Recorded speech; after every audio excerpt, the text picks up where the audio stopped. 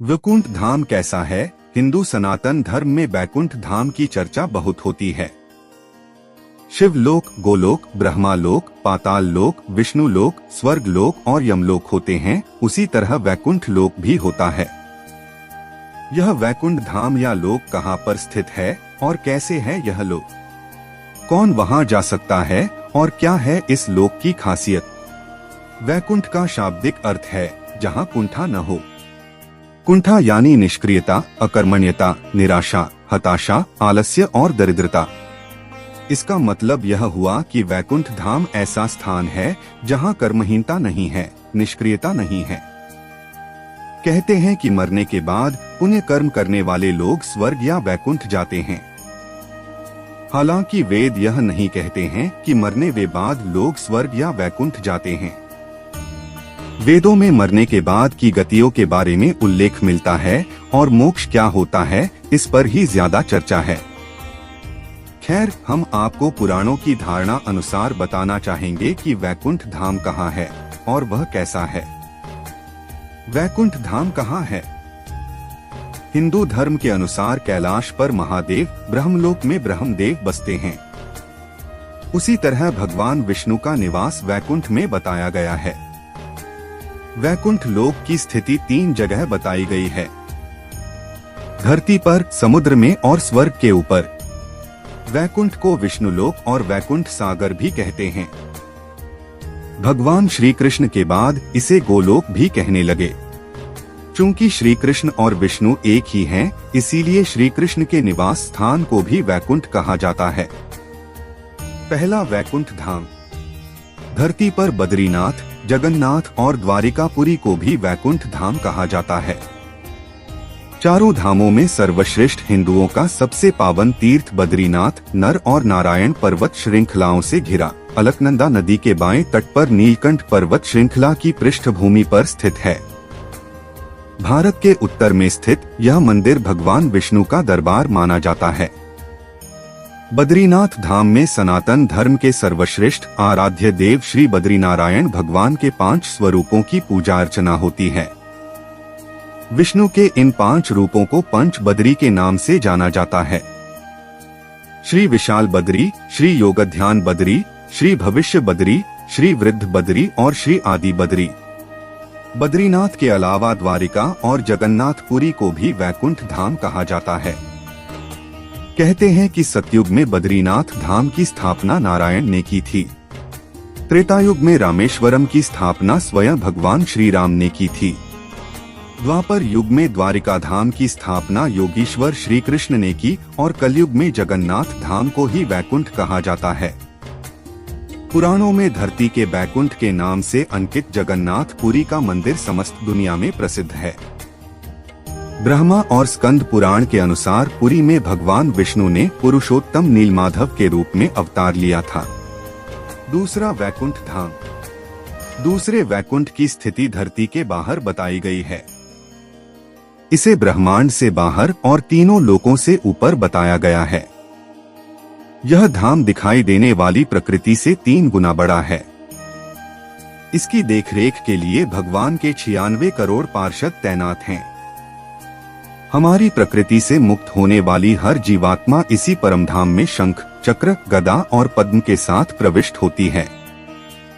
वहां से वह जीवात्मा फिर कभी भी वापस नहीं होती। यहाँ श्री विष्णु अपनी 4 पटरानियों श्रीदेवी, भूदेवी, नीला और महालक्ष्मी के साथ निवास करते हैं। इसी वैकुंठ के बारे में कहा जाता है कि मरने के बाद विष्णु भक्त पुण्यात्मा यहाँ पहुँच जाती है। पुराणों के अनुसार इस वैकुंठ की स्थिति हमारे ब्रह्मांड के परे है। जीवात्मा जब उस वैकुंठ की यात्रा करती है तो उसको विदा देने के लिए मार्ग में समय के देवता, प्रहर के देवता, दिवस के देवता, रात्रि के देवता, दिन के देवता, ग्रहों के देवता, नक्षत्रों के देवता, माह के देवता, मौसम के देवता, पक्ष के देवता, उत्तरायण के देवता, दक्षिणायन के देवता, सभी तलों, अतल, सुतर, पाताल आदि के देवता, सभी 33 कोटि के देवता पहले उसे पुनः किसी योनि में धकेलने का प्रयास करते हैं या वैकुंठ जाने देने से रोकते हैं।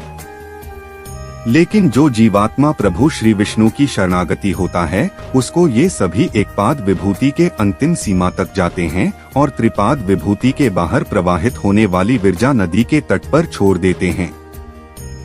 इसी एकपाद विभूति में हमारा संपूर्ण ब्रह्मांड और सारे लोक अवस्थित हैं। इस एकपाद विभूति की सीमा के बाद शुरू होता है वैकुंठ धाम। पौराणिक मान्यता है कि इसी वैकुंठ धाम और एकपाद विभूति के मध्य विरजा नामक एक नदी बहती है। इस नदी से ही त्रिपाद विभूति शुरू होती है जो वैकुंठ लोक है।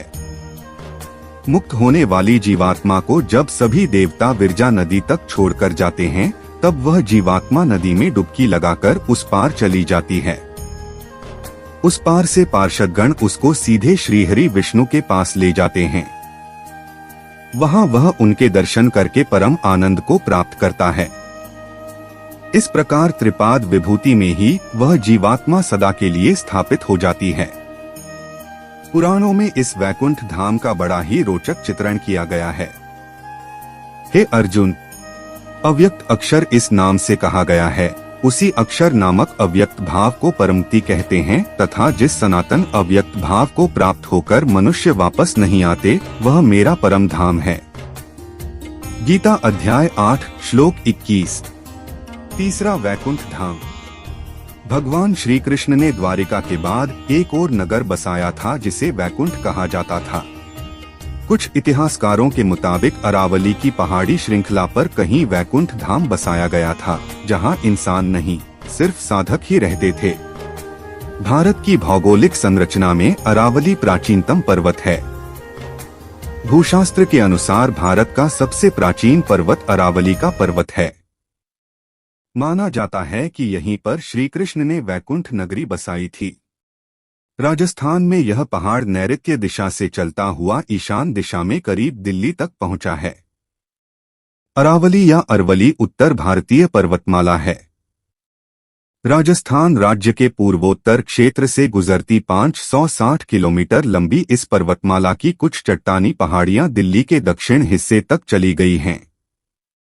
अगर गुजरात के किनारे अर्बुद या माउंट आबू का पहाड़ उसका एक सिरा है तो दिल्ली के पास की छोटी छोटी पहाड़ियां धीरज दरिज दूसरा सिरा। वैकुंठ और परमधाम में अंतर। परमधाम कहते हैं कि परमधाम में जाने के बाद जीवात्मा सदा के लिए जीवन और मरण के चक्र से मुक्त हो जाती है। यह धाम सबसे ऊपर अर्थात सर्वोच्च है। यहां निरंतर अक्षय सुख की अनुभूति होती रहती है। यह धाम स्वयं प्रकाशित है। यहाँ न सुख है और न दुख, यहाँ बस परम आनंद ही है। वैकुंठ धाम। मान्यता है कि इस धाम में जीवात्मा कुछ काल के लिए आनंद और सुख को प्राप्त करती है, लेकिन सुख भोगने के बाद उसे पुनः मृत्युलोक में आना होता है। इस स्थान को स्वर्ग से ऊपर बताया गया है। वैकुंठ के ऊपर कैलाश पर्वत है। वैकुंठ को सूर्य और चंद्र प्रकाशित करते हैं। यहां गौर करें तो यह विष्णु का बद्रीनाथ धाम हो सकता है। हिंदू धर्म के अनुसार भगवान श्री विष्णु के धाम को वैकुंठ धाम कहा जाता है। आपने 4 धामों के नाम तो सुने ही होंगे, बद्रीनाथ, द्वारिका, जगन्नाथ और रामेश्वरम। इसमें से बद्रीनाथ धाम भगवान विष्णु का धाम है। मान्यता के अनुसार इसे भी वैकुंठ कहा जाता है। यह जगतपालक भगवान विष्णु का वास होकर पुण्य, सुख और शांति का लोक है। हे अर्जुन, जिस परम पद को प्राप्त होकर मनुष्य लौटकर संसार में नहीं आते, उस स्वयं प्रकाश परम पद को न सूर्य प्रकाशित कर सकता है, न चंद्रमा और न अग्नि ही, वही मेरा परम धाम है। गीता अध्याय 15 श्लोक 6।